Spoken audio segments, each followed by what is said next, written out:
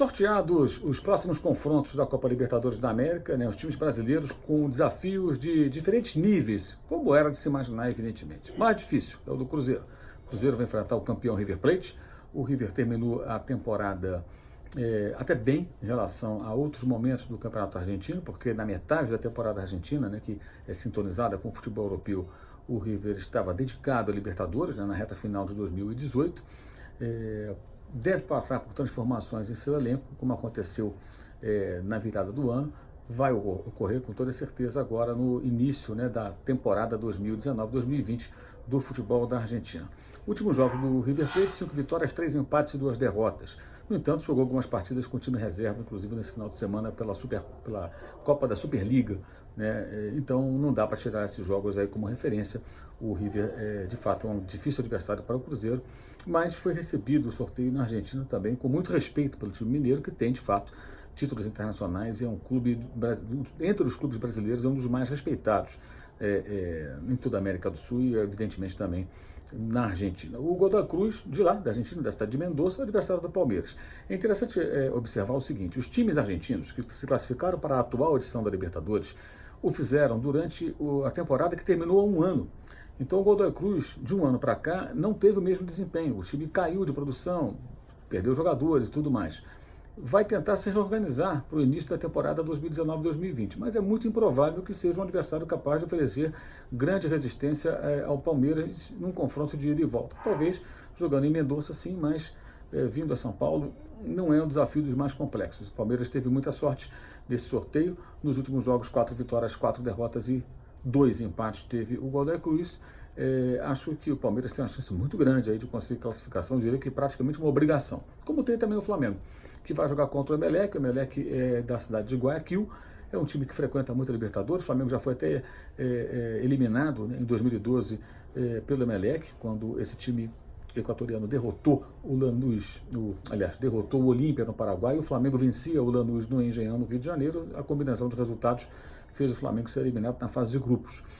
O Emelec tem 4 vitórias, 1 empate e 5 derrotas nos últimos confrontos, mas derrotou o Cruzeiro em Belo Horizonte, impedindo que o time mineiro tivesse a melhor campanha na fase de grupos dessa Libertadores.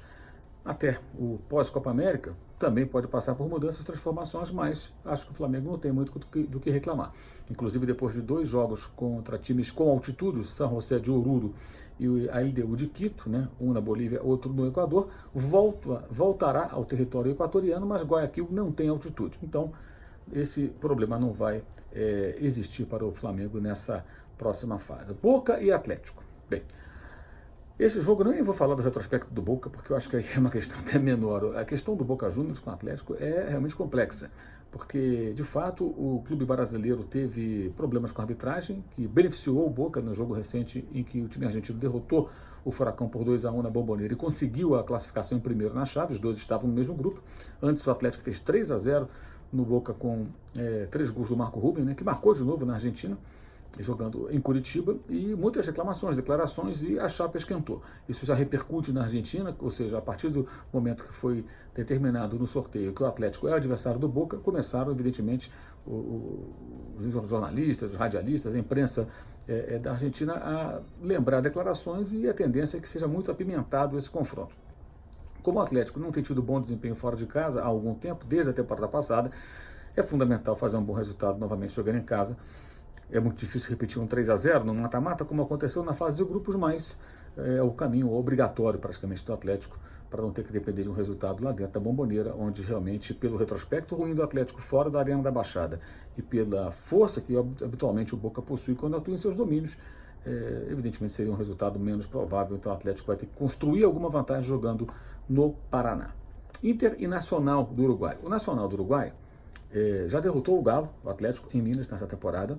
Nesse fim de semana empatou com o Peñarol, jogando no campo do Peñarol, no estádio do Peñarol, mas já não tinha muito interesse naquele jogo, pelo Campeonato Uruguai, a situação não era muito boa no campeonato, ou seja, esse jogo pouco importa. Dos últimos resultados, uma derrota, 5 vitórias e 4 empates.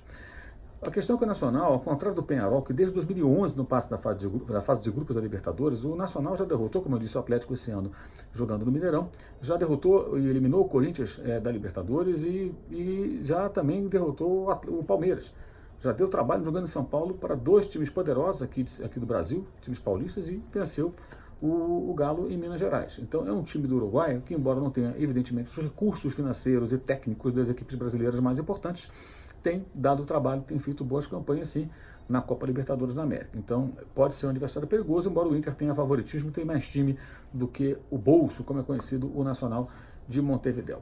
Libertad e Grêmio, 5 vitórias, 4 derrotas e empate. Retrospecto recente do Libertad, mas vamos lembrar, o time já fez jogos, inclusive contra o próprio Grêmio, quando perdeu atuando lá no Paraguai, já classificado na Libertadores. Então, a equipe do Libertad, ela, evidentemente, não estava tão envolvida assim. Nesse mata-mata vai ser mais ou menos como foi na vitória do Libertad sobre o Grêmio lá em Porto Alegre.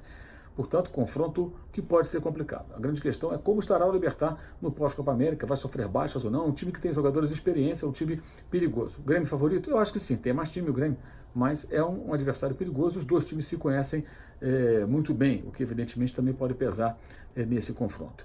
É isso, Copa Libertadores, só depois da Copa América, muitas transformações podem acontecer nas equipes que a disputam e eu diria que Palmeiras e Flamengo foram os times que tiveram sorteios mais interessantes. O Cruzeiro e o Atlético Paranaense jogando contra os gigantes River e Boca, respectivamente, terão mais dificuldades. O Internacional contra o Nacional e o Grêmio contra o Libertad, eu diria que dificuldades intermediárias em relação aí aos seus colegas brasileiros nessa fase de mata-mata da Libertadores, que voltará depois da Copa América, que acontece aqui no Brasil entre junho e o comecinho de julho, ok? É isso aí. Valeu, saudações.